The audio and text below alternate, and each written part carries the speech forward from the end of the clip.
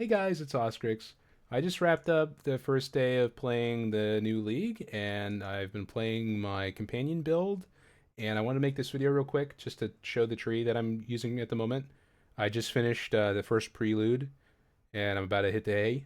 And I'll be on later streaming on Darth Micro's stream in a little bit, in a couple hours. So if I'm not online on my stream and you want to come by and ask me questions, check Darth Micro's. I might be on there, okay?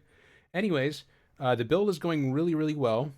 Everything's working according to plan. Lots of damage, very tanky for what it's worth, and pretty good clear. I tamed the Crested Behemoth in Act 3 in the trial pretty easily.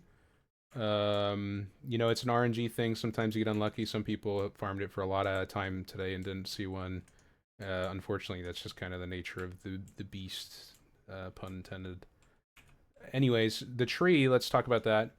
So the big thing that changed about the tree is this node, gigantic following. Your minions are gigantic, which gives all your minions, 20% more life and 20% more damage. This is crazy, crazy, crazy good.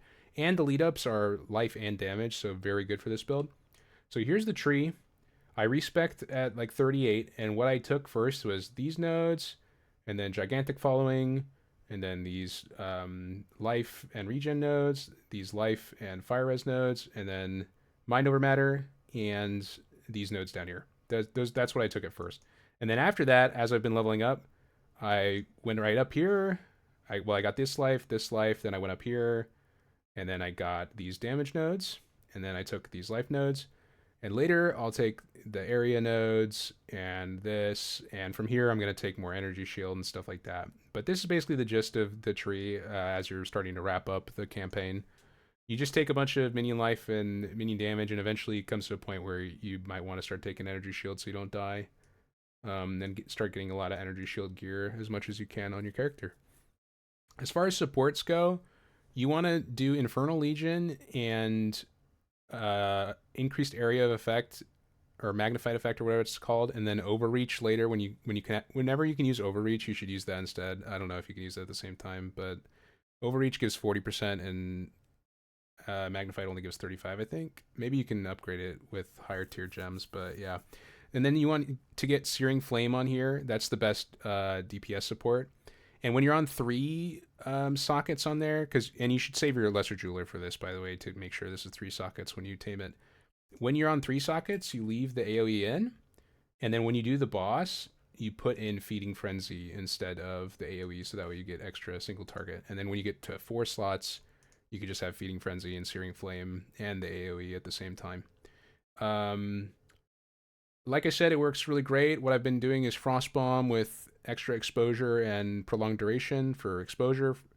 I've been doing Blasphemy, Temporal Chains, Ritualistic Curse for just a nice little extra layer of defense, slowing things around me, since you're often in melee range on this build.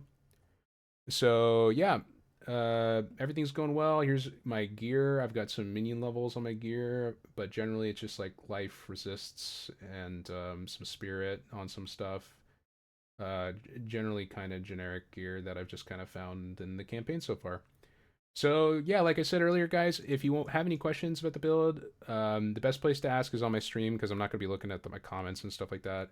Or if I'm not on my stream, check Darth Microtransactions stream. I might be streaming on there, but if it's just him on there, don't bother him about my build. He doesn't know shit about this. So yeah, guys. Anyways, I hope you guys have a wonderful time playing the league, and I appreciate you all. And if you're playing this right now, good luck, and I hope you find your Crested Behemoth. Oh, I should also say the jewels.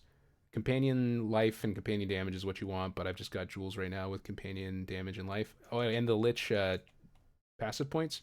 So far, I've taken Soulless Form and the Jewel Socket and put a Jewel with companion damage in there. That's what I've taken so far. All right, guys, I think that's it. And now I can wrap up the video and go to bed. Later, guys. See ya.